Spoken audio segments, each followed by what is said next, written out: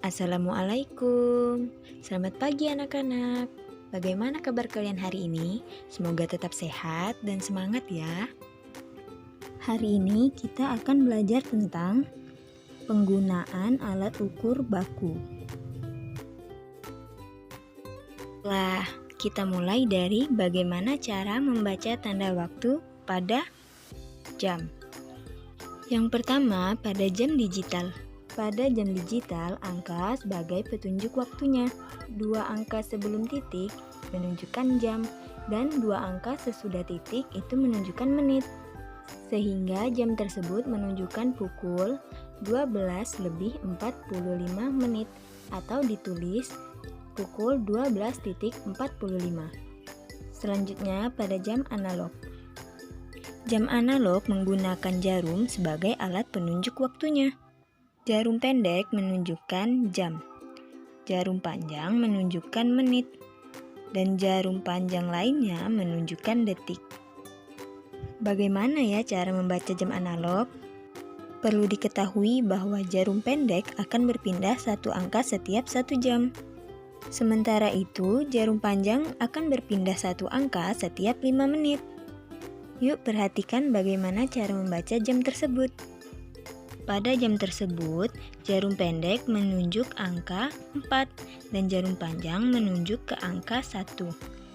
Sehingga jam tersebut menunjukkan pukul 4:05 atau ditulis pukul 04:05. Perhatikan contoh berikutnya. Jarum pendek menunjuk ke angka 5 dan jarum panjang menunjuk ke angka 3, sehingga jam tersebut menunjukkan pukul 5:15 atau ditulis pukul 05:15. Kita lanjut pada contoh selanjutnya yuk. Jarum pendek menunjuk ke angka antara 9 dan 10 dan jarum panjang menunjuk ke angka 6. Maka jam tersebut menunjukkan pukul 9:30 atau ditulis pukul 09:30. Kita lanjut lagi yuk. Jarum pendek hampir menunjuk angka 7. Kemudian jarum panjang menunjuk ke angka 9.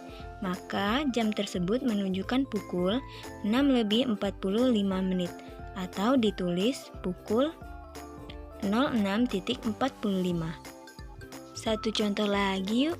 Jarum pendek menunjuk ke angka 10 dan jarum panjang menunjuk ke angka 12. Maka jam tersebut menunjukkan pukul 10 tepat atau ditulis pukul 10:00. Kenapa pukul 10 tepat, Bu? Ya, karena jarum panjang tepat berada pada angka 12. Kita lanjut yang kedua, mengukur panjang benda.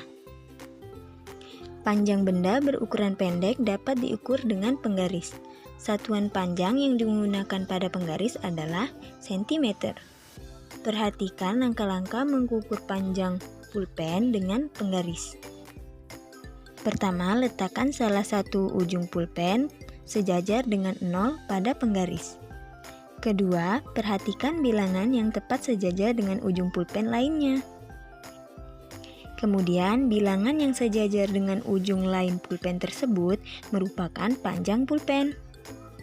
Bilangan yang sejajar dengan ujung pulpen adalah 14. Jadi, panjang pulpen tersebut adalah 14 cm. Selanjutnya, mengukur berat benda. Ada yang tahu bagaimana cara menggunakan timbangan tersebut? Yuk kita cari tahu. Satuan berat yang biasanya digunakan pada timbangan adalah kilogram. Ada pula timbangan yang menggunakan satuan gram, yakni timbangan yang digunakan untuk menimbang benda-benda yang lebih ringan. Yuk perhatikan langkah-langkah mengukur berat suatu benda menggunakan timbangan berikut. Letakkan benda yang akan diukur di atas timbangan. Perhatikan angka yang ditunjuk oleh jarum pada timbangan. Ditunjuk jarum tersebut adalah berat benda yang ditimbang. Jadi, berat dari jeruk tersebut adalah 1 kg. Bagaimana jika menggunakan timbangan digital? Caranya sama saja. Hanya saja, berat benda yang ditimbang ditunjukkan oleh angka, bukan oleh jarum. sehingga berat dari semangka tersebut adalah 3 kg. Sekarang kerjakan latihan 2 halaman 77, nomor 1 AE, 2 CD, 3A, dan 4B. Mungkin itu saja pembelajaran kita pada hari ini. Ibu akhiri. Wassalamualaikum warahmatullahi wabarakatuh.